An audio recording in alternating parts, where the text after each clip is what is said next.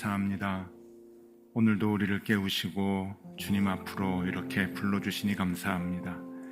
우리의 마음과 생각을 주관하시어서 주님 의지하게 하시고 마음에 안심을 얻고자 주님 찾게 하신 것 감사합니다. 오늘 이렇게 주님 앞에 나왔사오니 주님을 찾은 모든 주의 자녀들이 요동치는 마음에 모두 안심을 얻게 하여 주시옵소서. 3월이 다 가고 우리가 4월을 기다립니다. 얼었던 겨울이 따뜻한 봄을 애타게 기다리듯이 주님, 우리가 사는 이 온 땅이 주님의 손길을 기다립니다. 사람의 지혜와 힘으로는 아무것도 할 수 없기에 오직 우리 주님의 간섭만을 간절히 소망합니다. 주님, 우리를 불쌍히 여겨 주시옵소서. 이 땅을 긍휼히 여겨 주시옵소서. 정치적인 혼란과 사람들의 생각의 분열로 모든 사람들이 극심하게 괴로워하고 있는 가운데 여기저기 재해와 사건 사고로 재산과 생명을 잃는 사람들이 점점 많아지고 있습니다. 무엇인가 보이지 않는 악한 손에 살이 잡혀 온 땅이 신음하고 있는 것 같습니다. 주님, 오셔서 우리를 붙잡아 주시옵소서.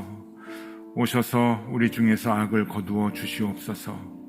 악한 영의 손이 이 땅을 쥐고 흔들지 못하도록 주님 악한 영을 제하여 주시고 우리와 함께하여 주시옵소서.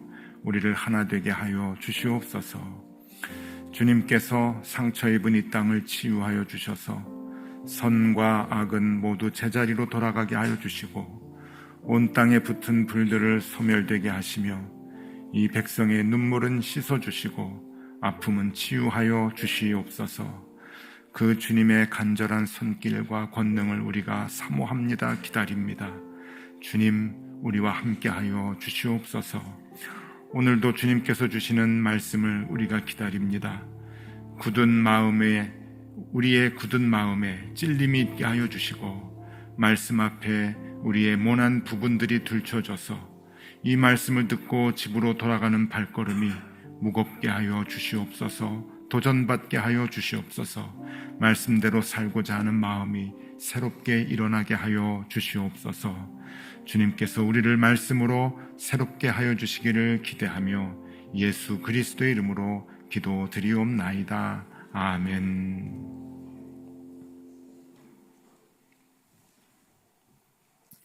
하나님의 말씀 같이 보겠습니다. 말씀은 누가복음 17장 1절에서 4절까지만 봅니다. 누가복음 17장 1절에서 4절까지 말씀, 우리 그렇게 길지 않은데요, 우리 같은 목소리로 함께 4절까지 함께 봉독하시겠습니다. 예수께서 제자들에게 이르시되 실족하게 하는 것이 없을 수는 없으나 그렇게 하는 자에게는 화로다. 그가 이 작은 자 중에 하나를 실족하게 할진대 차라리 연자 맷돌이 그 목에 매여 바다에 던져지는 것이 나으리라.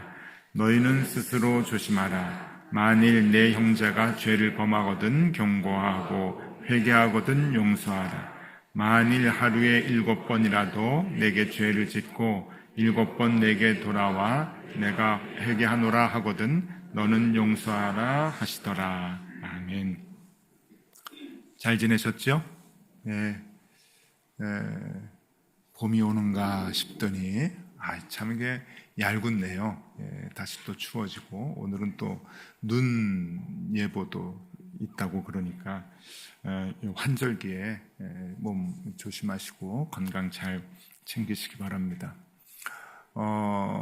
교회에 그 장례가 한 2주간 무척 많아졌습니다. 어르신들이 이 환절기에 이렇게 많이 이렇게 그 몸이 약해지시는 것 같아요. 그래서 특히 몸 건강 잘 이렇게 챙기시기를 부탁드립니다.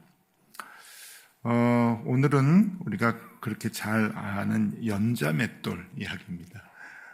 일상생활 중에서도 서로 얘기할 때 연자맷돌 많이 이렇게 얘기를 하는데 그 연자맷돌 이야기 도대체 이게 무슨 뜻인가 하는 것을 조금 살펴보고자 합니다. 그런데 먼저 해결해야 될 것이 있습니다. 뭔가 하면은 이 연자맷돌을 누구 목에 거는 건가요? 요거 먼저 해결을 해야 돼요. 작은 자를 실족하게 하면 그 작은 자에게 연자맷돌을 목에 매서 빠뜨리는 게 낫다는 얘기인가요? 실족해 하는 자에게 연자맷돌을 매게 하는 건가요? 조금 헷갈리지 않으세요? 이게 옛날 성경에는 정말 헷갈리게 번역을 해놨어요. 그래서 대부분 저도 성경 공부하면서 이제 쭉 성장을 했는데 실족해 하면은 그 아이에다가 연자맷돌을 메고 이렇게 바다에 빠뜨리는 것이 낫다라고 이해를 했어요. 그래서 한국말 번역이 그렇게 이제 된 것 같은데, 그래서 사실 물어보면은 한 반반이에요. 그런데 이게 이제 그 헬라어 원문을 보면은 정확하게 나옵니다. 그래서 헬라어 원문을 조금 가져왔는데 한번 보시고 같이 한번 읽어보겠습니다. 시작. 이제 내려주시면 됩니다. 여러분도 모르고 저도 모르고. 근데 저는 그래도 조금 배웠잖아요. 그래서 여기에 그 정관사들이 나와요. 정관사. 한국말은 정관사가 이런 게 있는데, 이렇게 영미권 언어는 정관사, 부정관사 이렇게 나오는데, 정관사가 중요하잖아요. 뭐를 딱 지적해주는 그 정관사가 나오는데, 이게 실족해 하는 자라고 나와요. 그래서 분명히 이제 헷갈리지 마시고, 누구를 실족해 하면은 실족해 하는 그 주체가 연자맷돌을 메고 이렇게 죽어야 된다라고 하는 그러한 그 의미다라고 하는 걸 먼저 이제 해결을 하고 들어가야 됩니다. 그래서 우리 개역 개정이나 옛날 성경은 헷갈리게 했는데, 요즘에 번역되는 것들은 아주 명확하게, 이 문제들이 너무 그동안 심각했기 때문에 아주 명확하게 번역을 해주는데, 표준 번역본을 한번 보겠습니다. 표준 세번역. 우리말 성경 같이 요즘 말로 하는 건 다 비슷비슷해요. 표준 세번역 제가 읽어드릴게요. 이 작은 사람들 가운데 하나를 죄짓게 하는 것보다 차라리 자기 목에 연자맷돌을 매달고 바다에 빠지는 것이 나을 것이다. 아주 정확하죠, 이렇게. 그러니까 네가 누구를 이제 실족하게 하면은 연자맷돌을 메고 바다에 빠지는 게 좋겠다 하는 거예요. 자, 그러면 연자맷돌이 뭐냐? 연자맷돌 혹시 다 아시죠? 연자맷돌. 근데 우리의 연자맷돌하고 이 성경이 기록되어 있는 유대인들, 그 당시 팔레스틴의 연자맷돌하고 조금 다를 수가 있어요. 그래서 팔레스틴 지역의 당시의 연자맷돌을 보여드리겠습니다. 저게 동네마다 하나씩 있는 거예요. 집에서 가지고 있는 게 아니라 동네마다, 큰 마을마다 하나씩 있어가지고, 마을에서 이렇게 농사를 짓고 밀을 해가지고 밀을 이제 빻는다든지, 특히 제일 많이 한 건 이제 올리브 열매를 가지고 이제 기름을 짤 때 이제 연자맷돌을 저렇게 이제 쓰는데, 낙이나 낙타나 이렇게 해가지고 이렇게 연자맷돌을 하는데, 저거 목에 걸기도 힘들 것 같아요. 예? 그죠? 그리고 저거 목에 걸고 빠졌다. 이게 무슨 얘기인가요, 이게? 이거는, 이게 완전한 죽음을 얘기하는 거죠. 살아나올 가능성이 제로다. 이제 그걸 얘기하는 거예요. 그래서 이 팔레스틴 지역의 연자맷돌은 이 조선시대에 우리가 썼던 그 연자맷돌보다는 훨씬 더 컸다. 저거를 목에 걸기도 힘들겠지만 이제 비유로 하신 거죠. 저거 목에 걸고 바다에 빠지는 게 그게 더 낫다라고 하는 거예요. 그래서 좀 찾아보니까 저걸 또 이제 그림으로 그린 분이 계셔요. 애들한테 아마 성경 공부 하느라고 그림을 그린 것 같은데 한번 보시죠. 아주 상어 한 마리 나오고, 이게 이렇게 범죄 영화들 보면은 아주 잔인한 거 나오잖아요. 이렇게 자루에다가 집어넣어가지고 돌멩이 놓고 바다에 부두에서 넣고 이런 거 이제 나오는데, 말만 해도 진짜 섬뜩해가지고 말하기 좀 힘든데, 저 그림 보니까 그건 약과예요, 약과. 저거 딱 메고 그냥 넣어버리면은, 저거는 살아남지 못하리라. 그런 얘기예요. 저게 연자맷돌을 메고 들어간다. 살아남지 못한다. 완전히 죽는다. 라고 하는, 저 상어한테 물리기 전에 뭐 이미 다 죽겠죠. 예. 자, 이게 이제 먼저 오늘 말씀을 해석하기 전에 해결해야 될 문제들을 다 봤습니다. 그러면 오늘 누가복음 17장 1절에서 4절까지의 이야기는 주제를 알아야 돼요. 주제를 알아야 무슨 말씀을 하시는가 하는 것을 분명하게 아는데, 이 주제는 죄와 용서에 관한 이야기입니다. 죄와 용서, 죄를 용서해 주는데 어떻게 용서를 하는가, 하나님의 마음은 어떤가 라고 하는 것을 이제 설명을 해 주시는 건데, 이거를 우리가 정확하게 알기 위해서는 거꾸로 좀 이렇게 봐야 될 필요가 있어요. 그러니까 그 아래서부터 1절부터 4절까지인데 4절부터 이렇게 위로 올라오는 게 조금 정확합니다. 그래서 첫 번째 우리가 생각할 게 뭔가 하면은 회개하면 용서해 주라 라고 하는 거예요. 이게 하나님 마음인 거죠. 누구든지 회개하면 용서해라. 그런데 이게 하나님의 마음이, 그러니까 우리가 하나님 마음 본받아야 되는 거 아니에요? 그러니까 하나님의 마음이 회개하면 용서해야 되는데 그 리미트, 그러니까 한계가 어디냐라고 하는 것을 먼저 가르쳐 주시는 거예요. 한계. 4절을 보겠습니다. 4절에 우리 같이 한번 읽을까요? 만일 하루에 7번이라도 내게 죄를 짓고 7번 내게 돌아와 내가 회개하노라 하거든 너는 용서하라 하시더라. 이게 이제 하나님의 마음이고, 이게 우리가 닮아야 될 마음이에요. 하루에 7번 죄를 짓고 7번 돌아와 회개한다 그러면 이거 장난이죠. 그죠? 일부러 그러는 거고 놀리는 거 아니에요? 사람이 어떻게 제정신으로 저럴 수 있을까요? 근데 하나님이 얘기하세요. 그래도 용서해라. 이건 분명히 알고 하는 거거든요. 놀리는 거거든요. 똑같은 죄를 7번 짓고 7번 와가지고 용서해달라고 하면은, 사람의 한계는 이게 하루가 아니더라도요, 사람의 한계는 우리말 있죠. 3세 번. 근데 우리말뿐만이 아니고 전 세계적인 공통인 것 같아요. 양치기 소년도 3번이잖아요. 그러니까 이 3번까지는 참아주는데 3번 넘어간다? 요건 일부러 그러는 거고, 요건 장난이고, 요건 사람 무시하는 거고 그래요. 그래서 우리는 에잇 처단한다. 그리고 이제 목에 연자맷돌을 메고 넌 빠져야 돼. 막 이렇게 이제 생각할 수 있어요. 근데 여기서 하루에 7번 그래도 용서해. 7번은 이제 완전수잖아요. 이스라엘 사람들에게. 꼭 7번이라는 게 아니고 무한대를 얘기하는 건데, 용서해라. 장난으로, 일부러, 또 무시해서 그래도 용서해라. 그러니까 하나님 참 대단하신 거예요. 하나님 마음이다, 그게. 그리고 너희도 내 마음대로 쫓아서 그렇게 살아야 된다. 요게 이 본문에 이제 가르치시는 거예요. 여러분 그 자녀 키울 때 어떠세요? 똑같은 거 자꾸 반복하면 열불나죠? 그냥 몽둥이 들고 그냥 막 그러고 굶어.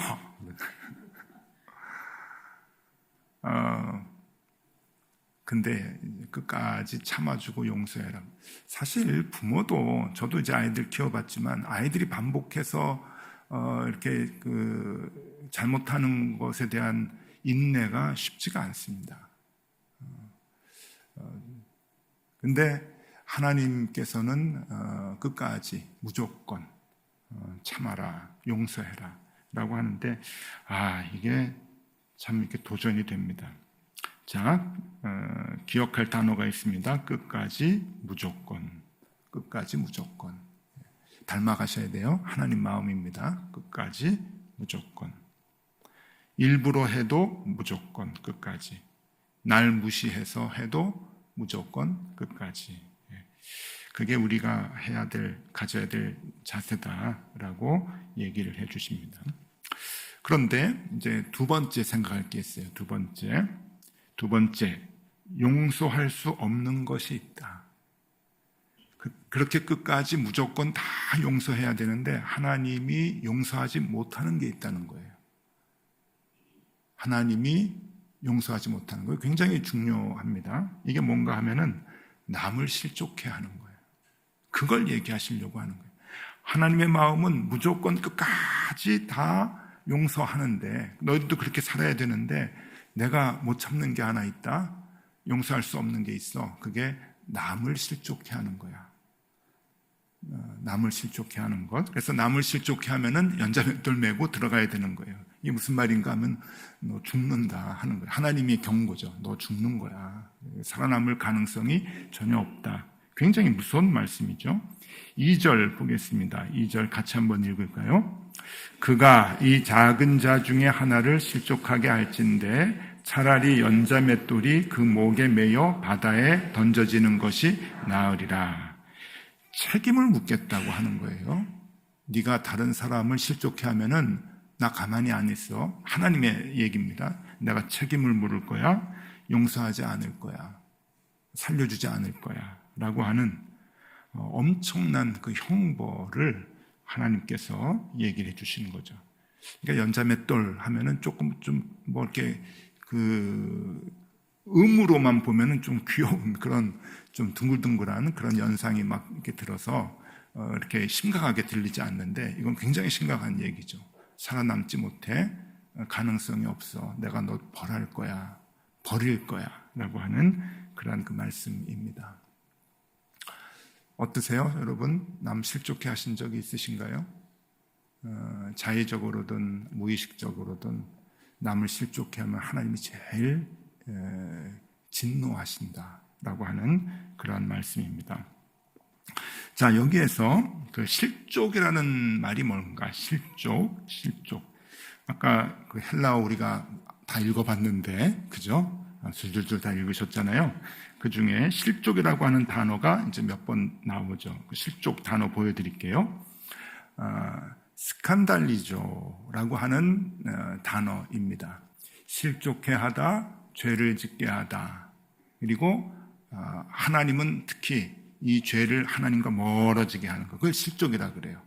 사람들이 하나님과 가까이 가야 되는데 그 하나님과 멀어지게 하는 것을 실족해 한다라고 얘기하고 그 단어의 뜻은 스칸달리죠. 스칸달. 어원이 스칸달이에요. 혹시 뭐가 생각 안 나시나요? 스캔들. 예, 그래서 영어가 되면서 변해서 이제 스캔들이 됩니다. 스캔들. 수치스러운 일, 비난받을 만한 일. 이제 그 같은 어원이에요. 이 스칸달리조에서 이제 나오는 언어인데, 그러니까 이 요즘 뭐 우리가 얘기하는 스캔들, 뭐 사람들이 뭐 연예인이 뭐가 됐다, 정치인이 무슨 스캔들이 있다, 이게 나오는데 이게 수치스럽고 비난받을 만한 비윤리적인 일이지만 그런 거를 이 단어를 쓰지만 원래 이 단어는 하나님과 멀어지게 하는 거야.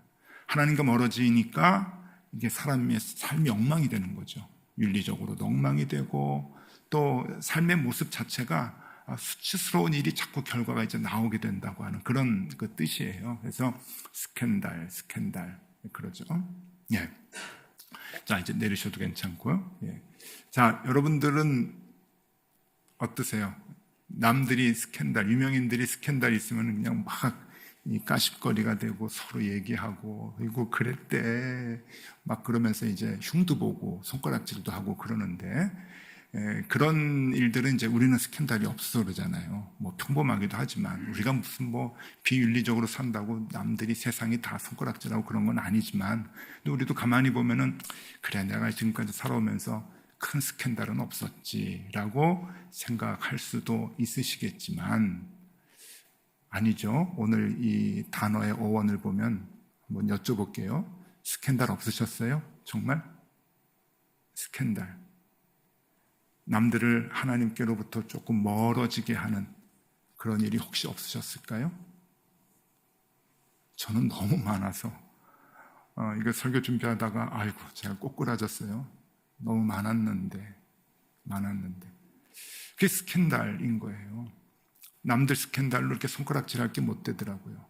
내 주변에 나 때문에 하나님과 가까워져야 하는 사람들이 조금이라도 멀어진다면, 나 때문에 멀어지게 된다면 그것처럼 큰 스캔들은 없는 거예요. 그게 실족이거든요. 실족. 그럴 때 하나님은 용서하지 않겠다고 하는 거예요. 이게 얼마나 무서운 죄입니까? 자, 내가 내 주변에 있는 사람들 누구 실족해 한 자가 있을까?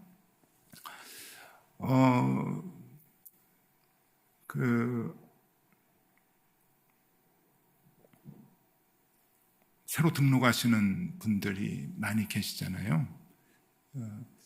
교회 높은 뜻 숭의교회 시작을 할 때 제가 새가족부를 맡았었는데, 새로 오시는 분들 신방을, 그때는 이제 신방을 대부분 다 갔어요. 그때만 해도 벌써 25년 전이니까 신방 문화가 있었던 때거든요. 너무 오시는 분들이 많은데 일주일 내내 신방을 하는 거예요. 신방을 하면은 예배 드릴 때 이렇게 많이 우세요. 막 눈물을 흘리고 콧물을 흘리고, 그러고 나서 이제 사연을 얘기를 하면은 그렇게 상처들이 많은 거예요. 특별히 목회자들에게 상처가 많고, 교회에 상처가 많고, 대부분 교회 리더십들의 그 상처를 많이 받죠. 그러니까 저도 저희 교회 리더십 중에 한 사람이잖아요. 여러분들은 모든 교인이 저를 되게 좋아하는 줄 생각을 하시지만, 제가 지금까지 목회를 하면서 저 때문에 교회 떠나는 사람들도 꽤 있어요. 꽤 있어요.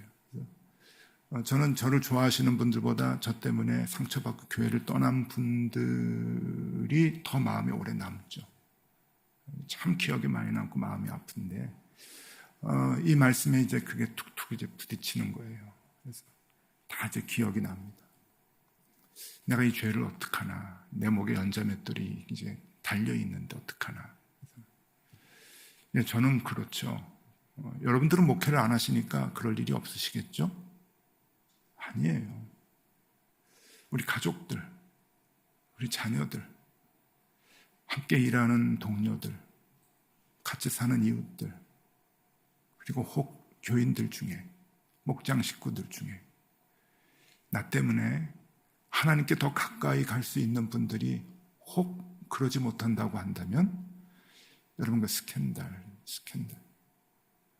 나에게 있는 스캔들이에요.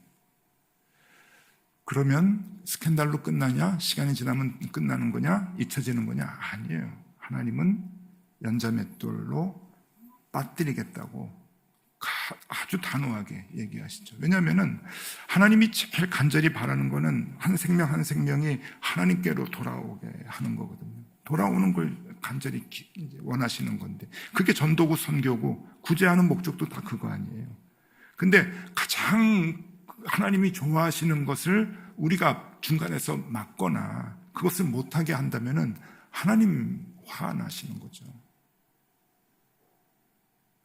이 죄를, 이 하나님의 분노를 어떻게 막겠어요?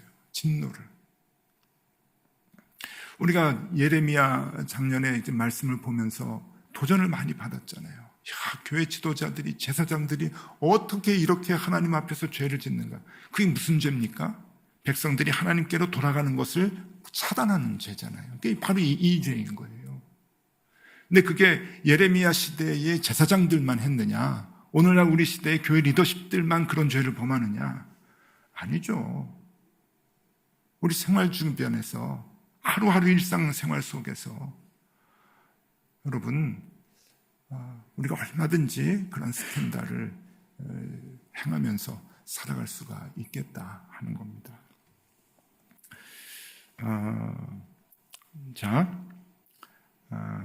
하나님이 제일 좋아하시는 거, 우리 말씀 한번 보겠습니다.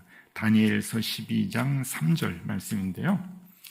다니엘서 12장 3절, 이 말씀 참 중요한데 우리 같이 한번 읽어볼까요?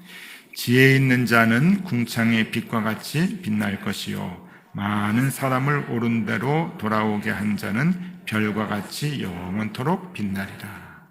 하나님의 말씀이에요. 많은 사람을 하나님께로 돌아오게 하는 자는 영원토록 빛날 것이다. 하나님이 축복해 줄 것이다. 그런 얘기죠. 하나님이 제일 좋아하는 일이다 라고 하는 말씀입니다. 자, 이제 말씀을 좀 마무리하려고 합니다. 저는 늘 그래요. 이제 교회에 와서 한번 예배를 드리면 마음의 묵직한 것들이 다 이제 내려가고 평안을 얻고 돌아가야 된다. 그래요. 예, 그런 면이 있어야죠. 그게 좋습니다. 또 그런 이제 기능을 하죠. 예배가. 그래서 기도의 제목들, 마음에 풀지 못했던 숙제들 가지고 와서 하나님께 다 내려놓고, 수고하고 무거운 짐을 내려놓고 우리가 가볍게 돌아가는 거 분명히 있어야 됩니다. 예배 한 번에 우리가 그러한 평안을 누려야 되는데, 또 하나는 이 예배를 통해서 우리가 말씀을 받으면 그 말씀이 우리에게 좀 묵직하게 뭔가 조금 도전을 좀 줘야 됩니다. 그래서 예배당 문을 열고 나가는 마음이 찝찝해야 돼요. 그게 예배를 잘 드린 거예요. 이게 뭐지? 왜 이렇게 마음이 힘들지? 내가 잘못 살았나? 라고 하는 그 마음이 있어야 그게 예배 잘 드린 거거든요. 여러분, 오늘 그 도전이 있으면 좋겠습니다. 저에게도 그러고 여러분들에게도 그러고. 나 스캔들 없다고 좋아했는데 남들 스캔들 일어났을 때 손가락질하고 막 재밌게 얘기하고 퍼뜨리고 막 그랬는데, 근데 아니죠. 내가 스캔들이 너무 많았구나. 남들을 실족해 하고 하나님께로 가까이 가게 하는 것을 막았던 일이 너무 많았구나. 내가 하나님 앞에서 하나님 진노를 멈추지 못하실 정도의 죄를 범했구나.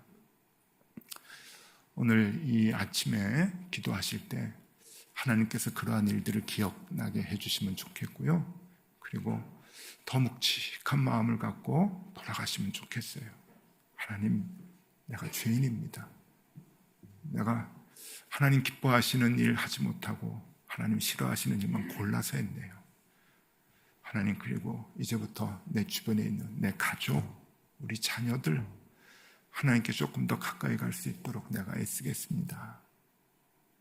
우리 같이 신앙생활하는 교우들, 그리고 함께 일터에서 일하는 내 동료들에게 하나님 보여주고 하나님 소개해주고 하나님께 더 가까이 가도록 정말 애쓰겠습니다. 우리가 그 마음을 갖고 다짐을 하면 좋겠습니다. 오늘 부담 팍 드려서 죄송합니다. 근데 부담 가지셔야 돼요. 그래야, 내가 부담을 가져야 내 주변의 사람이 삽니다. 내가 부담을 많이 가질수록 우리 자녀들이 살아요. 우리가 그 마음 갖고 우리 하나님께 이 아침에 기도하는 시간 가지실 수 있기를 바랍니다. 소원 찬양하고 기도하겠습니다. 소원.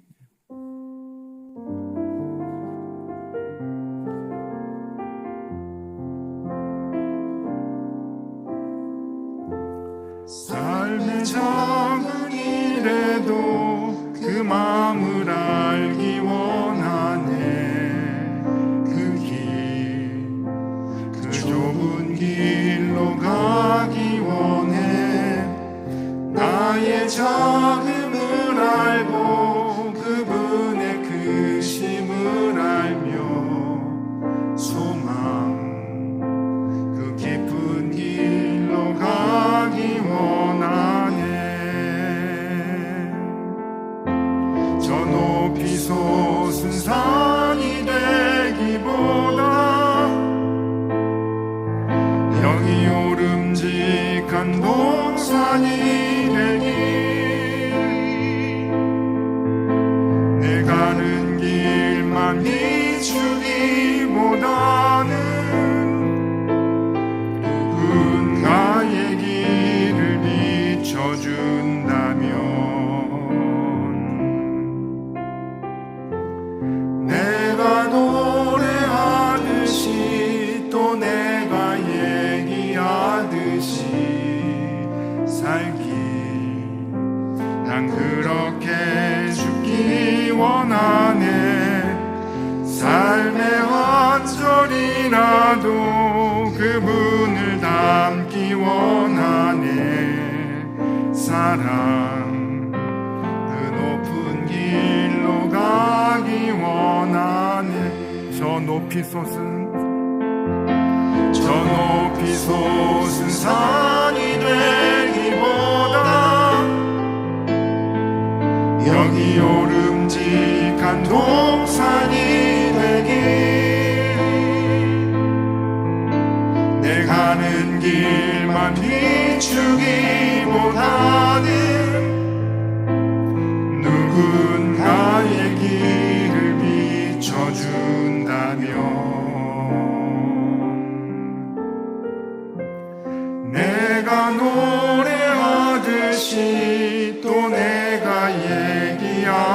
없이 살기 난 그렇게 죽기 원하네.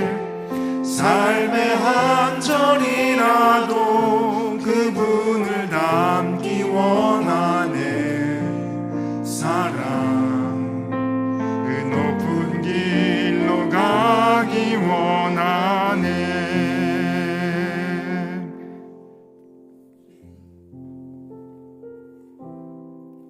주님, 남들의 스캔들을 비웃고 손가락질하였습니다.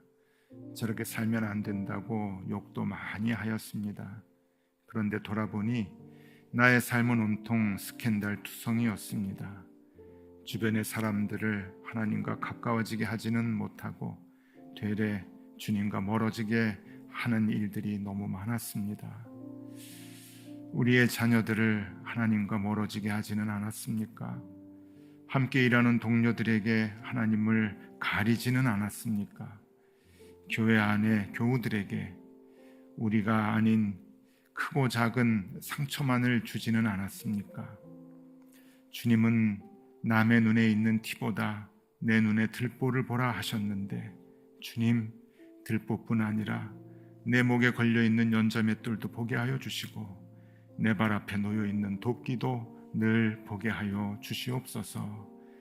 그래서 남은 우리의 인생, 내 주변의 사람들이 주님과 더 가까워지게 하는 일에 온 힘을 쏟으며 살아가게 하여 주옵소서. 많은 사람들을 옳은 대로 돌아오게 하는 일에 최선을 다해 주님께 칭찬받는 삶을 살게 하여 주시옵소서.